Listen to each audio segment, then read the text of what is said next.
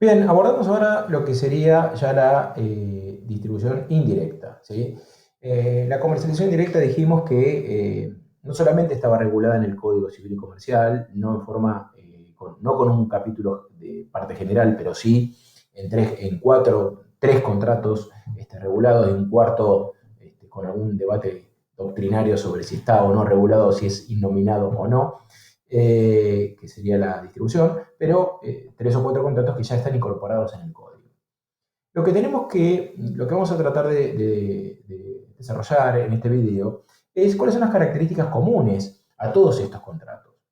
Porque en definitiva, todos parten del mismo principio, que es que el productor ha decidido vincularse con un tercero para lograr la colocación de su producto en el mercado.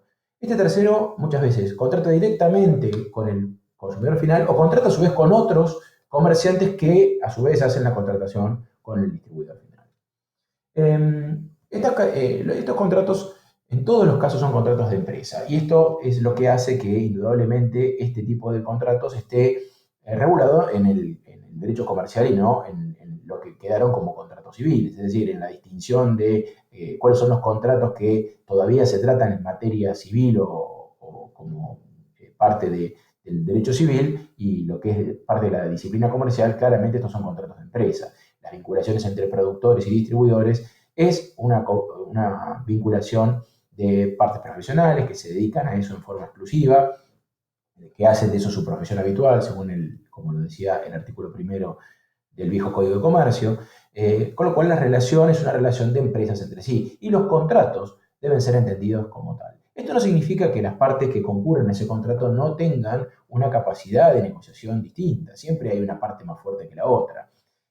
Lo que hace que obviamente pueda existir un abuso de una parte en relación a la otra cuando esa distinción de poder es significativa.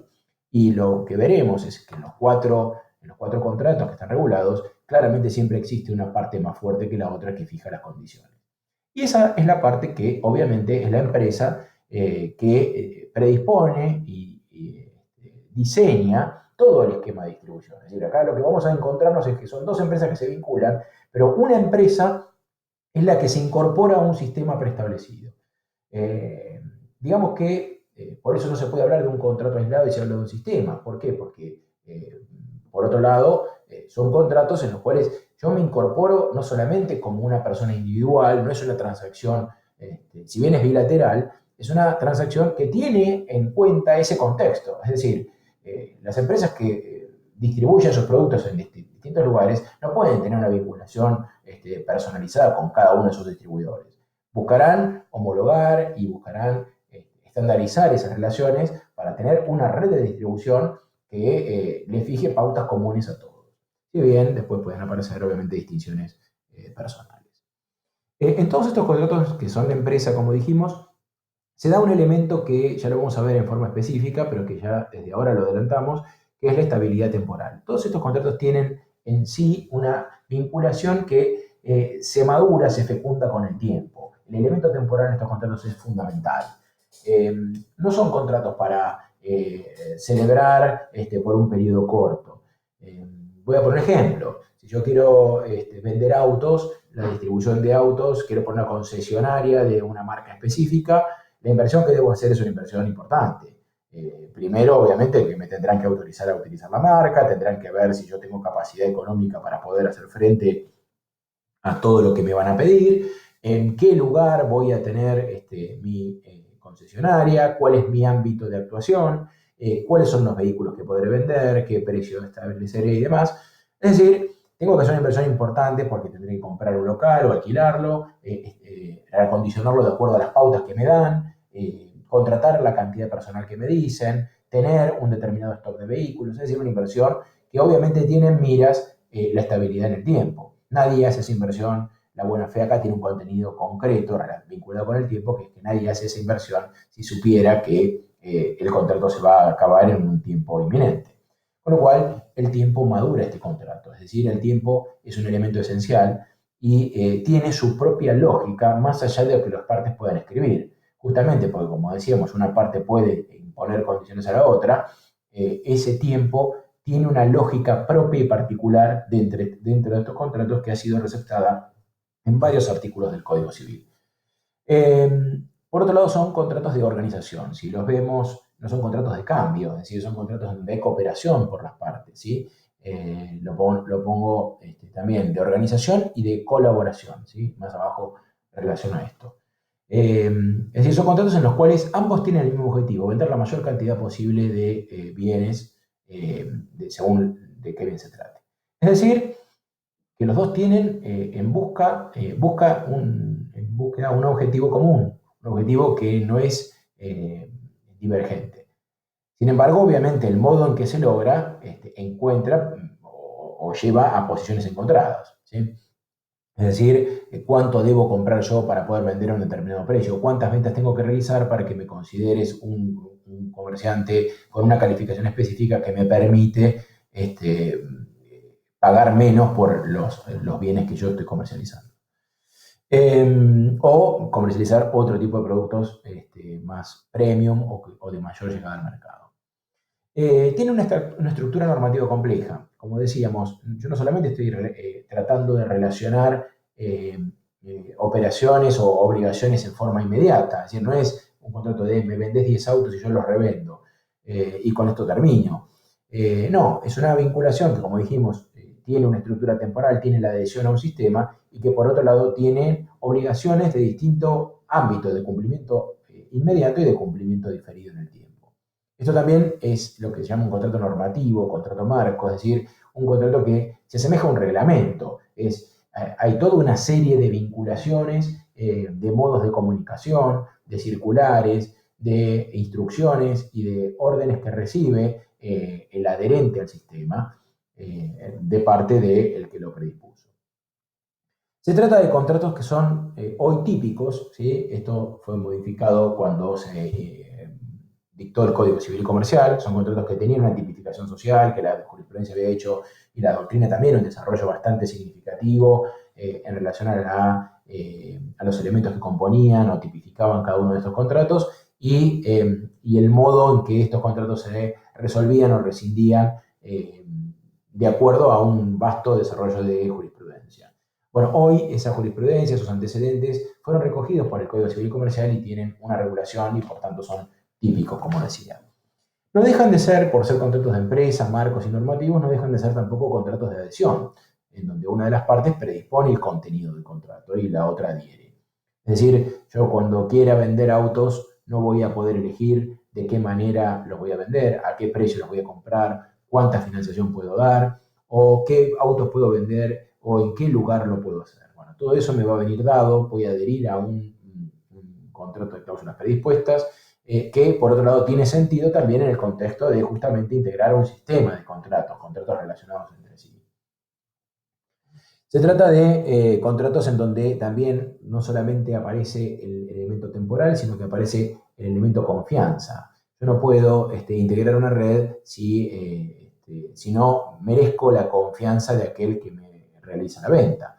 Es decir, que por más que existan intereses concurrentes, pueden existir pautas o incumplimientos contractuales que vayan mermando esa confianza. Bueno, son contratos que indudablemente contienen una buena fe íncita, que es que el empresario que predispone no pida más de lo que es razonable y que el que adhiere al sistema acepte las condiciones de adhesión y cumpla las obligaciones que asumió.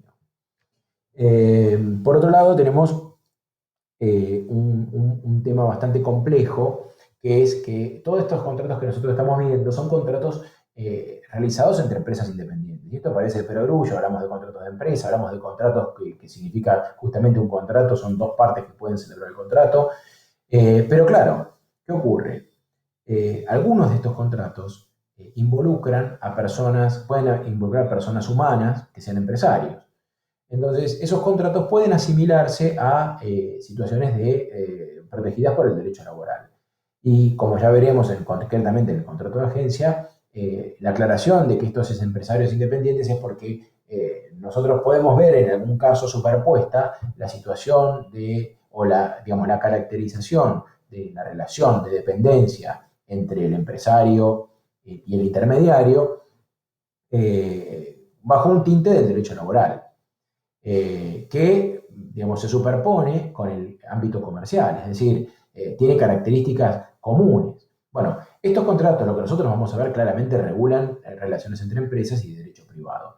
Pero, digamos, dejo ya planteada la cuestión de que, a pesar de que el código se esfuerce en destacar en más de una oportunidad que algunos de estos contratos se realizan entre empresarios que son independientes, lo hace justamente porque para diferenciar la figura típica contractual del derecho privado con la del contrato de trabajo regulado por la ley de contrato de trabajo y que importa la aplicación de principios totalmente distintos a los de la autonomía de la voluntad y sin alarma contractual.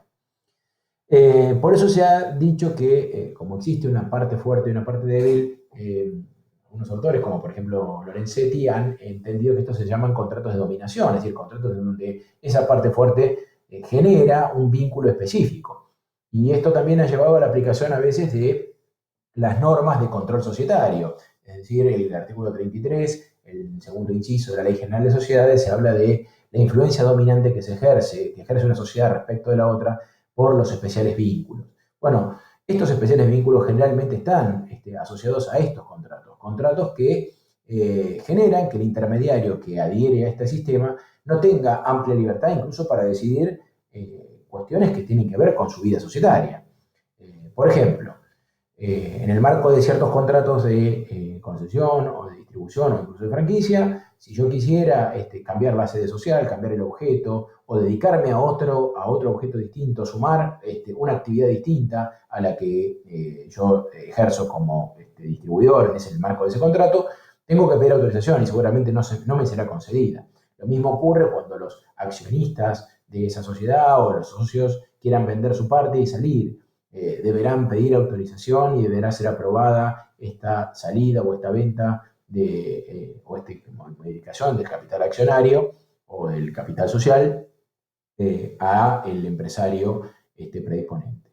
Es decir, que se da este entorno de colaboración, este entorno de confianza, este entorno de estabilidad temporal, pero en un contexto también de una relación muy fuerte de control de actividades del empresario respecto del intermediario.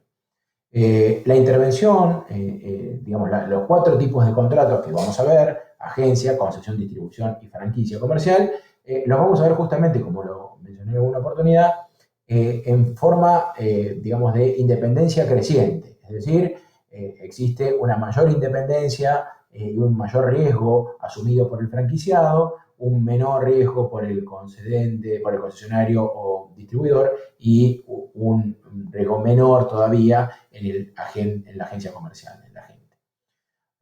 Estas son más o menos las características comunes a esos 4 contratos y ahora trataremos uno por uno con ya referencia al articulado del Código Civil Comercial.